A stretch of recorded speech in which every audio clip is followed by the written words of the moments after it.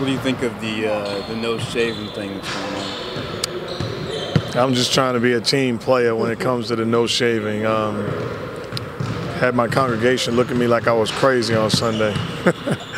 But On Easter too. yeah, but I think it's it just shows how tied together we are, and not just players, staff, and organization. Everybody's buying in, so it's fun. Who's got the worst look going so far? I think it's a tie. There's about 6 or 7 guys tied for first. Can you? Are you guys allowed to clean it up at all?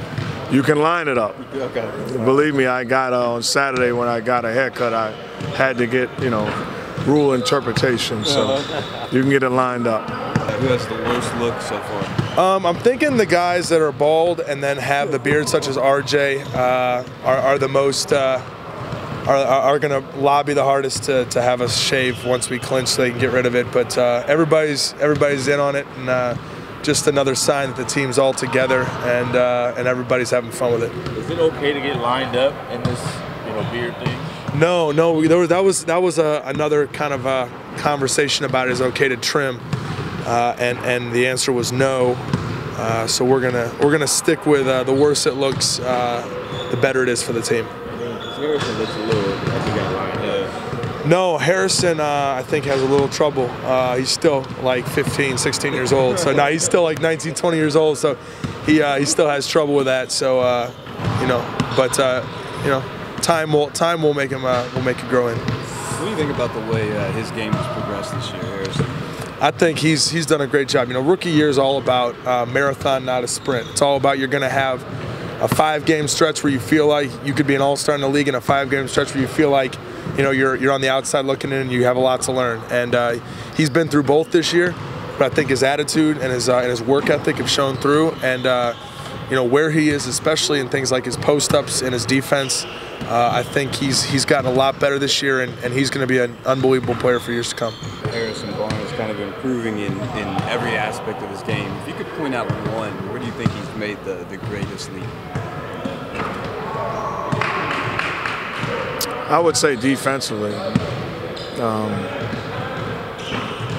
From day one, the first day he got here, he'd be the first to tell you he wasn't ready. But he's a guy that studies, puts the time in, comes early, leaves late, and he has a clue of how to play and how to impact games. And he's been rewarded because of how hard he works. So I think that's been the biggest step. Who is the best passer? Oh, man. You know what?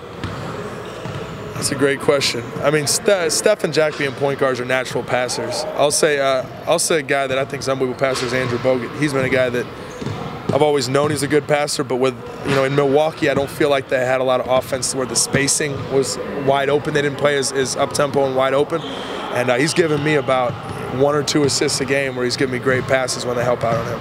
They're a better passing 4 or 5 in the league than you two? I'll say no to that. I think we're pretty good at that. It just comes from both of us sort of being unselfish and willing passers. How's the chemistry with Bogut coming back and getting back in shape? It's been great. These last 10 games or so, just the fact that we've had Andrew on a consistent basis and our rotations are more consistent with the minutes that everybody's going to be playing.